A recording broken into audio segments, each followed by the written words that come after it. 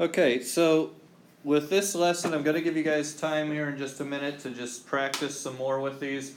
I do want to take a moment and expand this one more step. And this isn't part of the IB, but it is helpful. You'll notice the pattern here is that when we have multiplication, you take the derivative of the one and multiply it by the other, plus the first one times the derivative of the other. This actually does work even if you have three different functions. Okay? Let's say that we have a similar pattern if you have three functions. So this is extra. If y equals, and we'll just do a times b times c. Okay? And a, b, and c are all functions of x.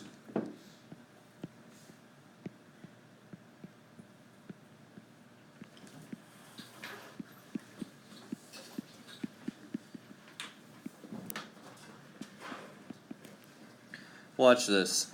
dy dx is going to equal, you take the derivative of a, multiply it by b and c. Then you take the derivative of b, multiply it by a and c. Then you take the derivative of c and multiply it by a and b. And that's going to be it. Okay? Now, you might be like, okay, I can kind of see this, but notice the pattern is the same. The pattern is the same where I took the u, I took the derivative of u and I multiplied it by the other one. Then I took the derivative of v and I multiplied it by the other one. Okay? It's just in this case we happen to have three functions. Now, if I were trying to prove this, it's actually not too hard to prove. All I would need to do is use the associative property. Okay? So let me actually do this real quickly. If I have y equals a times b times c, okay, what I'm going to do is I'm going to do a times this product b times c. Okay? Now, based on the product rule, dy dx is going to be a prime times that second part, bc, plus a times the derivative of this. Okay? Right? If I just treated it as two things multiplied together, I would have a prime times the second plus a times the derivative of the second. Well, what is this derivative of the second? Well, let's take a look at it. Here we have a prime bc plus a. Now, if I do the derivative of b times c, it's b prime times c plus b times c prime, right? The derivative of the first times the second plus the first times the derivative of the second. Well, now if I distribute the a in, I already had the a prime bc plus a b prime c plus a b c prime. And there you go. There's a little proof.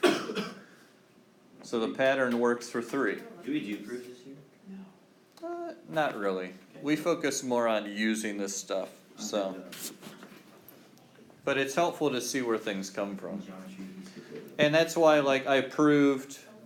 That's why, for example, I proved the derivatives of secant, cosecant, and cotangent. Okay, when we developed that by using the chain rule, we were proving it, you know. So, okay. All right, so you have some extra practice through here. Again, a lot of these are going to end up using the chain rule within the product rule, so be careful with those. Here you're finding the gradient. Remember, gradient is the same as slope. And then here, this is what I was talking about. here's where it says show that dy dx equals this. So you might get an answer that doesn't initially look like this. You got to do the algebra to make it look like this. Okay? And then it asks some different questions about that. And that's actually a good preview of what we'll be doing in our next unit. Okay? And then here's another element, just kind of the same type of problem, but a little bit different angle. Okay? So, give you guys the rest of the time here and practice on this.